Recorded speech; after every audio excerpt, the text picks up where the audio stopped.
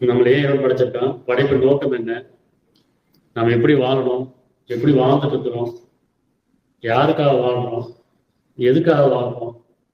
எந்த ஒரு நோக்கமும் அறியாம இந்த உலக வாழ்க்கையில மூழ்கி போய் வேடிக்கை, விளையாட்டு, பொழுதுபோக்கு இப்படிதான் வாழ்க்கை போயிட்டு இருக்கு. இப்ப என்னன்னு சொன்னா உங்களை நான் மீனுக்கு விளையாட்டுக்கு படைக்கலைங்க. படைப்பு நோக்கம் எனக்கு இல்லை. எனக்காக சிந்திச்சிருக்கிறோமா? சிந்தி கூட ஆக்கிட்டாங்க. இந்த உலகம் முழுக்க நமக்கு ஒரு பொழுதுபோக்கு ஆக்கிட்டாங்க, வேடிக்கை ஆக்கிட்டாங்க, விளையாட்டு ஆக்கிட்டாங்க, இல்லைன்னா ஒரு போதையிலே ஆக்கிட்டாங்க. சிந்திக்கிறதே கிடையாது.